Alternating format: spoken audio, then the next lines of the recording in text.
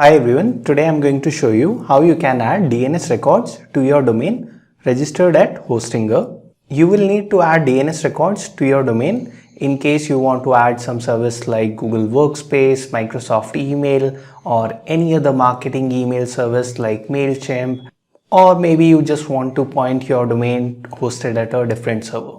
So let's learn how to do it. First, you have to log into your Hostinger dashboard. You can do so by simply going to hpanel.hostinger.com and then use your email and password to log in. After that, on the left sidebar here, click on this drop down icon, then go to domain portfolio, and on the right sidebar here, you will see all the domains connected to your Hostinger account. Click on manage.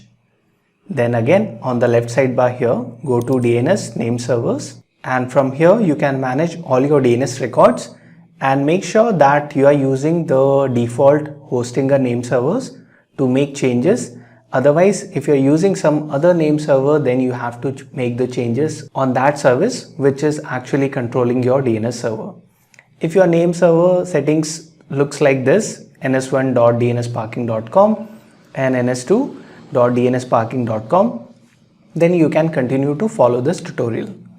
Now if you scroll down, currently you can see these are your existing records. So you can take some screenshot pictures or save all this information in a notepad somewhere safe. So in case something goes wrong, you can restore it. Namecheap also provides a DNS history option. From here you can see the date and what changes were made. They also have a restore option. I really like this feature because I have not seen this feature with any other domain registrar. Let's go back to the DNS record settings and learn how to add the DNS records. So the most essential record for any website is A record. It basically points to your server Ipv4 address. So for that, you have to select A here, and in name you can put @. @ basically means your domain. So instead of @ you can also put your domain name here like this. But obviously @ is much easier, so I will just put that here, and then you have to put your Ipv4 address.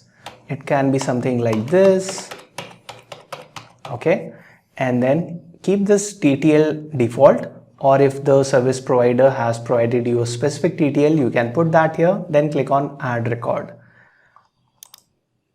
Right now you can see it will show me first the existing records. Because I already have a record, you can see here it is for test subdomain FTP and @, which is for my main website. You can see my Ipv4 address here, and this is the new A record that I'm going to create. Duplicate A record for the same name is not allowed. If you do it, either it will change your previous record or it will create conflict and your website will stop working. So I will not confirm it and then click on cancel. Alright, now another most important record is this 4 times A. It is for Ipv6 record. Similarly, you can select this, put in name @ for your website, then put the Ipv6 address and then click on add record. You can see here, currently I already have a record. This is my Ipv6 record, okay. And you can also use this A record and 4 times A, Ipv4 and Ipv6 record for your subdomains. For example, if I want to create a subdomain with news.my website. So in name column, I will just put news and then put my Ipv4 address here. Make sure this is the correct Ipv4 of your hosting service and then click on add record. So it will show you an existing record and then confirm it to add the new record. You can see the message here, the record has been added, and you can see it here. This is the record. Similarly, you can add the Ipv6 record. Now let's look at CNAME record.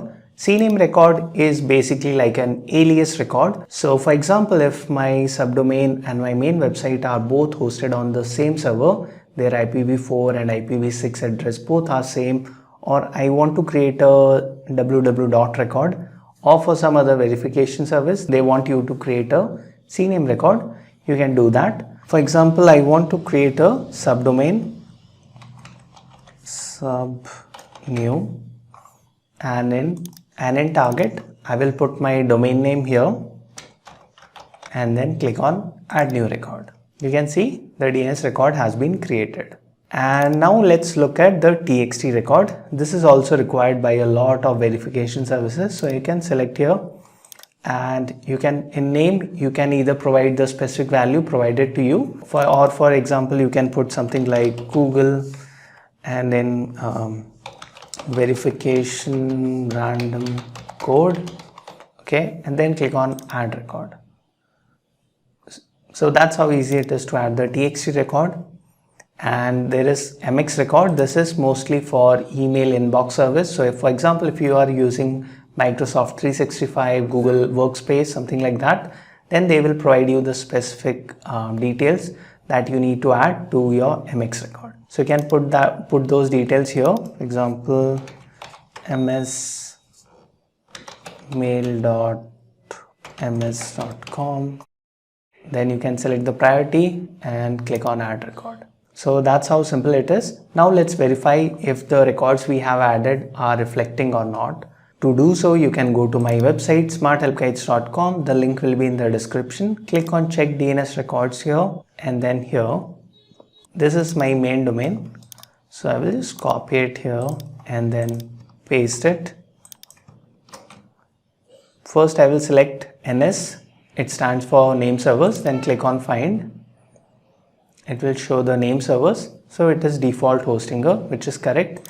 Then I can select a record, and you can see it is currently pointing to this IPv4 address. For IPv6 also I can similarly select this and then click on find. Okay, you can also do this for the subdomains. You can see this is the address IPv4, and the subdomain we created was this news. So I will add here news.mywebsite.com, select a record, click on find, and you can see this is the IPv4 I just added here, and it is same. Okay, so it's working. Now the second record we added was this CNAME record.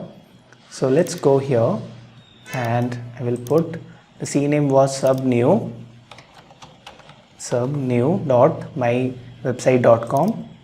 Select CNAME here, then click on find. Similarly, we can also confirm the TXT record we added. Select TXT here, then let's find the TXT record we added. Okay, this was the TXT record. So it was for the Google subdomain. So I will put google.mywebsite.com TXT and then click on find. And you can see this is the result.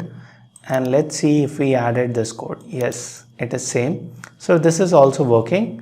And please make sure that you watch the video properly to verify how to verify the TXT record and other records. Because if you put the wrong domain here, so if I remove Google here and then try to find the TXT, you can see nothing will be found. And the last record we added was MX record. So we can look for it here. And this is the MX record. So the name for this record is MS. So before the domain, we have to add ms.mynewbusiness.shop. Select MX, click on find here, and you can see this is the result, and it is the same as here. Okay, it is also showing the priority which we set earlier. So that's how simple it is to add DNS records and verify them.